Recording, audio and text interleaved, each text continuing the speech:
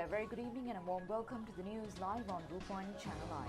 I'm Sharana Stevens. And I'm Dishan Veerakone, and we start off by taking a look at your top stories for tonight. The 20th Constitutional Amendment Draft Bill is to be presented to Parliament tomorrow. Geologists warn those residing in houses erected 10 years ago on steeplands to remain vigilant. It has been revealed at the Presidential Commission that former Prime Minister had obtained 7.5 million rupees for the Anti-Corruption Commission. Former Defence Secretary says former Director of State Intelligence is responsible for failing to prevent the occurrence of the series of Easter attacks. Charges have been filed against Ravi Karunanayake and Arjun Aloysius. Police operations prevent a killing of a Now starting off with your top story for tonight. The Minister of Justice will present the 20th Constitutional Amendment Draft Bill to Parliament tomorrow.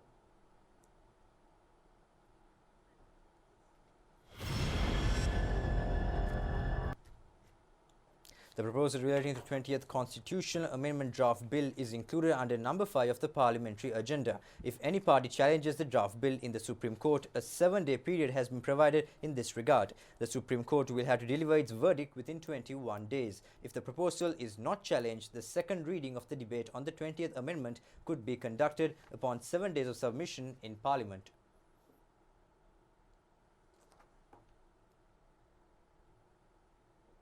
President of the Sri Lanka Pudujayan Peramuna, Professor G.L. Piri, says that under the 19th Amendment framework, a government did not exist in the country.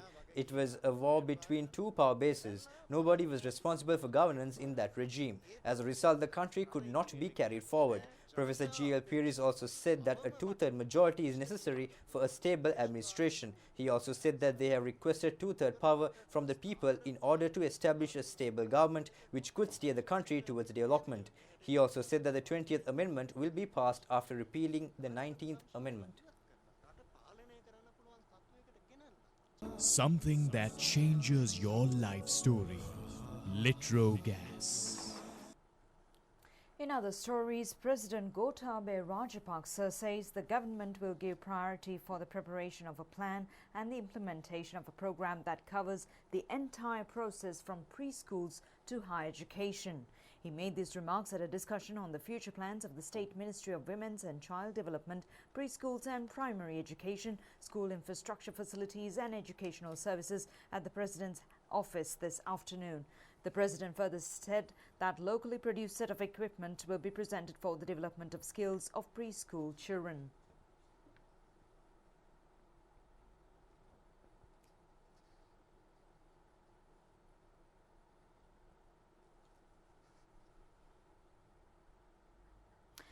The President said that government focuses strong attention on education as it is the deciding factor of the future. The Education Ministry has made plans taking into consideration of all preschools, primary and secondary education, university education and vocational education. He has requested the teachers never to come to the zonal education officers. The zonal education office must go before the teacher. සංවර්ධනය හෝ වේවා අනිකුත් අංශවලින් වේවා අධ්‍යාපනයේ තාමත්ම වැදගත් සියලුම පෙර පාසල් ප්‍රාථමික අධ්‍යාපනය ද්විතීක අධ්‍යාපනය විශ්වවිද්‍යාල අධ්‍යාපනය වෘත්තීය අධ්‍යාපනය මේ ඔක්කොම එකට අරගෙන අධ්‍යාපන අමාත්‍යාංශය සකස් කරලා තිබෙන්නේ මොකද මේ හැම එකක්ම එකට හැදෙන්න ඕන ප්‍රතිපත්ති විශේෂයෙන්ම අද පෙර පාසල් සහ ප්‍රාථමික අධ්‍යාපනය විශ්වවිද්‍යාල අධ්‍යාපනය වගේම වැදගත් එතෙන්දි තමයි මූලික අධ්‍යාපනය ළමයන්ට ලබා දෙන්නේ. කවදාකවත් ගුරුවරයෙක් යන්න නරකයි කලාප කාර්යාලය යන්න ඕන ගුරුවරයා ගාවට. ඒක තමයි අපි වෙනස් කරන්නේ. ඒක තමයි කමිට්මන්ට් එක වෙන්න ඕන. මේ කමිට්මන්ට් එක තියෙනවා නම් අපිට මේක හදා ගන්නට පුළුවන්. හැම දෙයකම මේ කමිට්මන්ට් එකෙන්නේ මේ වෙනස්කම ඇති වෙන්නේ. Venerable Professor Mata Gotabaya Tissathera, Minister Professor G.L. Piri were among those who were present at the meeting. In the meantime, Senior Professor Atula Senaratne informs those who are residing in buildings erected 10 years ago in slopelands to seek technical advice from the Disaster Management Centre in the relevant areas. He made these remarks participating in an inspection tour of the collapsed houses in Buvalikala yesterday. A 5-story residential building in Sangamithamawata in Buvalikala Kandy has collapsed on a hotel underneath around 5 a.m. yesterday. Father, mother and an infant of the same family were killed in the tragedy. Removal of debris of the fallen building has commenced today. The house was owned by a former Basnayaka Nilame of the Natha Devalaya, Anura Leuke. The police has recorded a statement yesterday. The post-mortem of the deceased 32-year-old Achala Ekanayaka, her husband 35-year-old Chamila Prasad and his daughter were conducted at the Kandy National Hospital today. Director of the hospital said upon our inquiry that the bodies were handed over to the relatives after the post-mortem. Senior Professor of Geology of the Peradeniya University, Atula Senaratne, was engaged in an observation tour at the site today. He told our correspondent that an inquiry will be conducted under his leadership on the incident.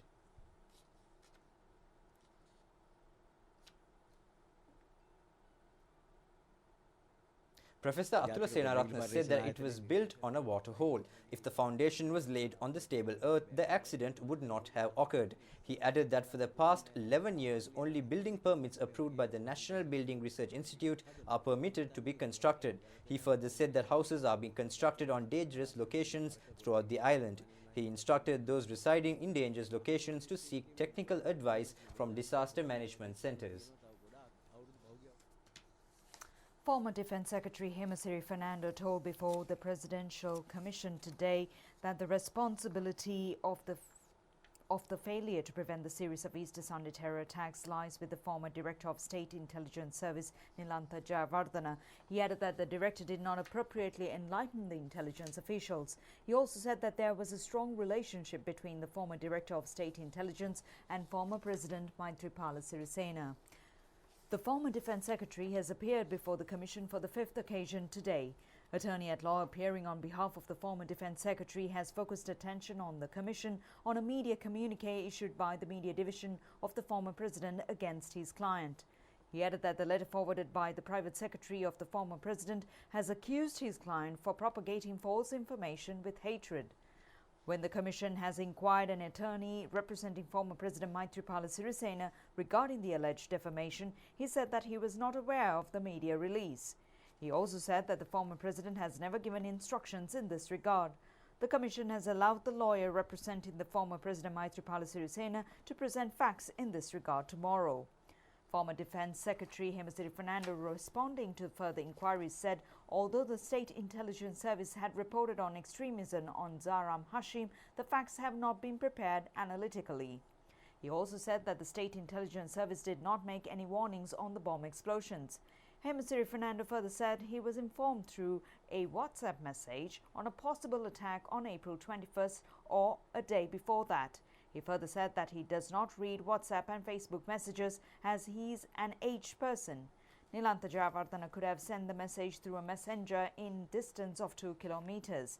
He also said that the operations to capture Zahran were stopped 1 year before the attack. He also said that apprehending of Zahran was not one of his duties. Now it has been revealed before the Presidential Investigation Commission looking into political victimization that former Prime Minister Ranil Wickremesinghe has obtained a sum of 7.5 million rupees for the Anti-Fraud Committee.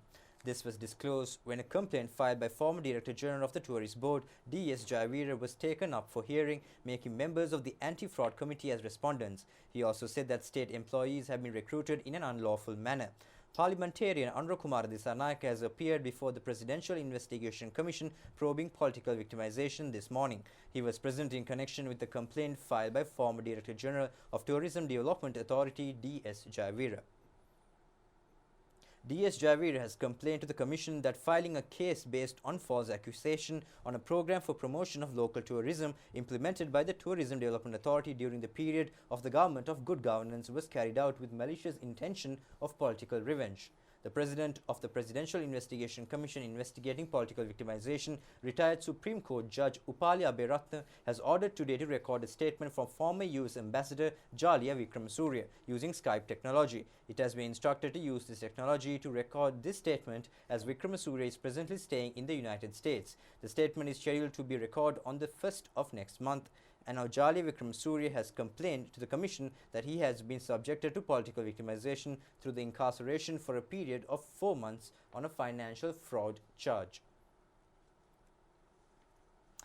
The road lane law is scheduled to be strictly implemented with effect from today. The police says the law will be implemented based on data and information received through rehearsal conducted last week.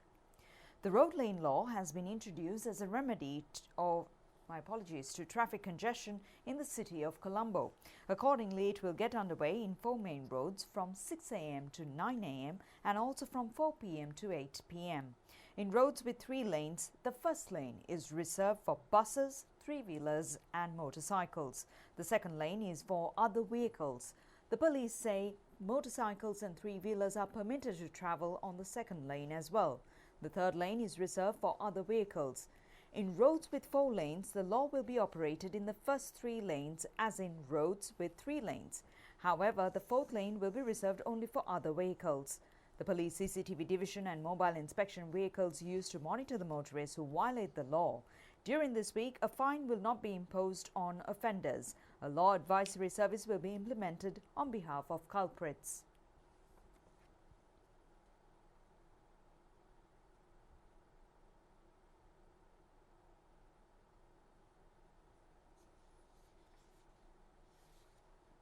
Senior Superintendent of Police and Police Media spokesman Jalia Senaratne said that they are not trying to put the motorists into further difficulties. He added that if all understand the situation and act with self-discipline, the police has no need to file cases or impose fines. Drivers of the vehicles have also expressed their opinion in this connection. Meanwhile, the committee inquiring into activities during the Government of Good Governance says that the number of complaints received pertaining to irregularities committed by state banks and afflicted institutions during the period has exceeded to 100. The committee has been appointed according to a cabinet paper submitted by Prime Minister Mahinda Rajapaksa in the capacity of Minister of Finance. The committee investigates into acts of irregularities that had taken place in the 4 main state banks from the 8th of January 2015. Upon examination of facts, sectors which have been accused will be summoned to record evidence. The committee is entrusted with the task to present recommendations to take measures to prevent the recurrence of such incidents, identification of those responsible for financial losses, and also to transform the state banking service as a people's-friendly service. Former High Court Judge Sisira Ratnayaka functions as the president of the committee. The other members are Chartered Accountant Susantha De Silva and retired Additional Survey General W. Premananda. A representative of the Finance Ministry holds the position of Secretary of the committee. The report with the relevant recommendations issued by the committee within a period of 3 months is scheduled to be presented to the Cabinet by the Secretary to the Ministry of Finance. The period for acceptance of complaints has been extended till the 30th of this month. Bank, trade unions and general public have submitted their complaints. Complaints should be forwarded to the Director General, Department of State Enterprises of the Secretary General's Office, Ministry of Finance, Colombo 1, or to the website vijayratna.phas@ped.treasury.gov.lk. Meanwhile, the Bribery Commission has filed charges against former Finance Minister Ravi Karunanayake and Director of the Perpetual Treasuries Company Arjun Aloysius at the Colombo High Court today. It was Ravi Karunanayake who had functioned as Minister of Finance of the Government of Sri Lanka from the 12th of February 2016 to 30th of September of the same year. The charge sheet says that he had committed an offence under Clause 19A of the Bribery Act by residing in a house with the address number 5 PH2 of Monarch Housing Complex. This residence was purchased under the name of Vault and Row Associates Private Company and Perpetual Capital Company, of which the second respondent, Arjun Aloysius, was the director. It has also been accused that a sum of 11.68 million had been paid through the checks of the two companies for the housing deal. Charges have also been filed against Arjun Aloysius under Clause 19A of the Bribery Act for aiding and abetting the said deal. 6 charges have been filed against these two accused. Names of 32 persons have been submitted as witnesses of the case and 58 documents have been presented as case items. The second respondent of the case, Arjun Aloysius, has also been named as an accused in the case filed before a 3-member special Colombo High Panel Judge Court on the central bank bond fraud committed in the year 2015. Today marked the 4th consecutive day of the Colombo International Book Fair, organized by the Book Publishers Association for the 22nd occasion, as many readers, writers and publishers around the country are gathering today or together at this momentous event. Danushka Medavala and Sharifa Tahir brings you the story at the Book Publishers Association's event.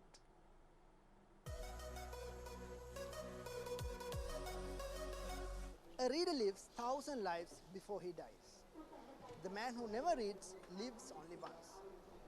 This is the Colombo International Book Fair, the most attracted place of Sri Lankan book lovers. Today is the 4th day of the 22nd sequence of this event.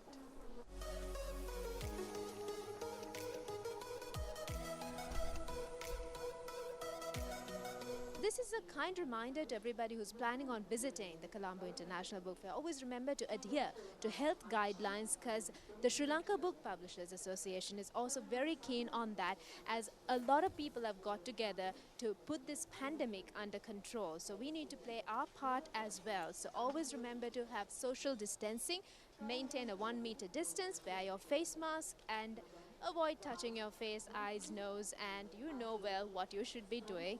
And you can also pay a visit to the book fair, because it's open from 9 a.m. to 9 p.m. until the 27th of this month. Now, if there is a will, there is a way. Sita Rohini of Kohilavatta, Vellampiti, has proven this saying. She has created an incredible home garden in a tiny plot of land. On the top of her 3-story building of 160 square feet, a concrete block is not shining with green color. This is the efforts and commitment of over 2 decades.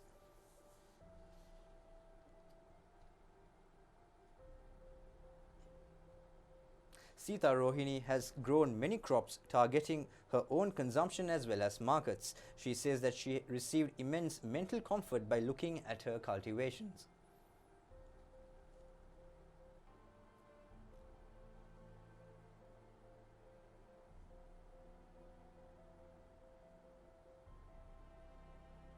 One of the main problems confronted by her is to protect the crops from predators. She needs measures to protect from these animals.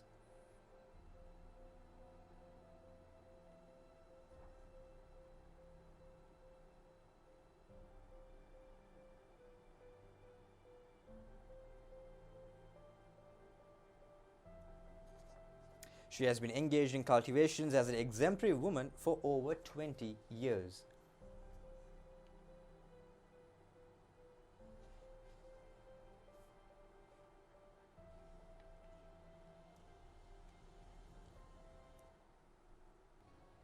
And that's a wrap of tonight's primetime news, and until we meet again next time, do take care and good night.